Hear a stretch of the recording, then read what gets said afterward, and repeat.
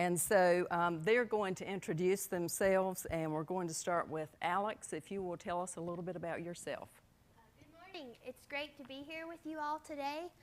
My name is Alex Loflin. I'm a senior in high school.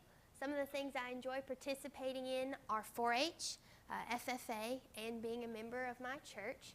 This fall, I'll be attending NC State University to study natural resources. I live in Denton, a small town in southern Davidson County.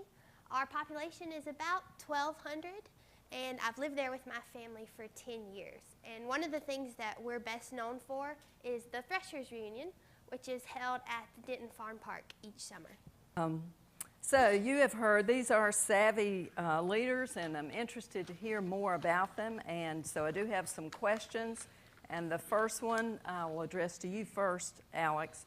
And it is, each of you has strong connections to rural North Carolina as residents of Denton, Burnsville, and Sharpsburg. Imagine you're promoting your community to someone thinking of moving to your area.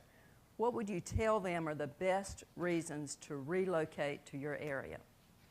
I would say one of the best things about Denton is that we're definitely centrally located. In less than an hour, you can drive and be in Winston-Salem or High Point or Greensboro. So whatever your unique shopping needs or the pace of life that you prefer, you can do that without having to travel too far. We also have a lot of special events and recreational opportunities in our area. We're very close to High Rock Lake, so you've got the boating and the fishing that you can do there. The Uwharrie National Forest is also nearby. As I mentioned a moment ago, the Threshers Union is a big event that is actually held in Denton, but there are a lot of local festivals and things like that that go on, such as the Barbecue Festival in Lexington and Everybody's Day in Thomasville. Those are some great things that we have close by. We do have wonderful healthcare facilities. We have an outstanding nursing and rest home at Mount Vista, which is actually in Denton.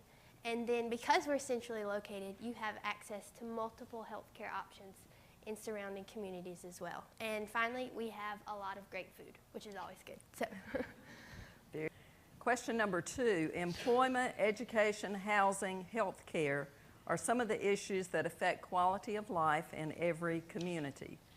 In your experience, what are the biggest issues facing your rural community? And Alex? In keeping with what Elton and Dylan said, definitely employment would be an issue for Denton. In the past, a lot of the jobs have come from larger manufacturing type businesses like furniture and textiles, and as those have moved out to other countries and other locations, there just hasn't been something to replace that, if you will, to hire those larger numbers of people. So we kind of experience what Elton was talking about. A lot of times people will grow up in Denton, they love it there, but as they get older they realize there just aren't the job opportunities that they want, and so they end up leaving and taking their knowledge and their resources with them. Another issue I would say for us is traffic for local businesses. Over the years we've had several really neat small businesses start up, like bakeries, consignment stores, sub shops, those kinds of things, but they don't last very long because they simply can't get enough revenue to make their ends meet, and so that's been a real issue as well. All right, question number 3. What would you say are some of the positive changes that you and your friends have experienced in your community? For example, and Elton's touched on this, the high-speed internet, entertainment, fast food outlets. All right, Alex? I would say one of the biggest positive changes in Denton has just been the increase in community type events. So we now have regular activities like movie nights that are free to citizens in our local park. And we also have a lot of seasonal things like our fall festival where local people can set up booths with crafts that they make or foods that they want to sell.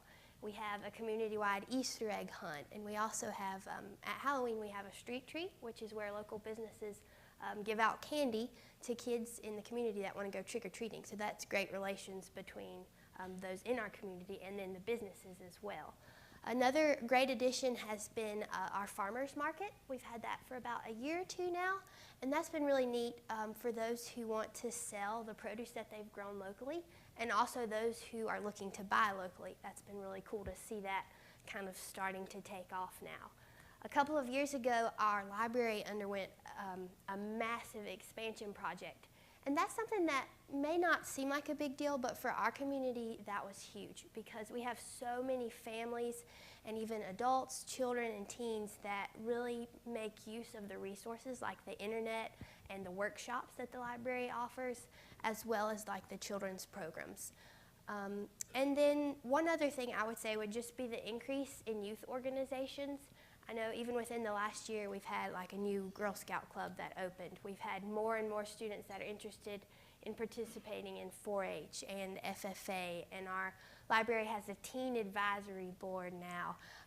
Our martial arts center has steadily seen a rise in the students that are coming to its classes, and all of that means that those students are getting engaged with their communities and building new friendships, and that's something that's really been a positive change.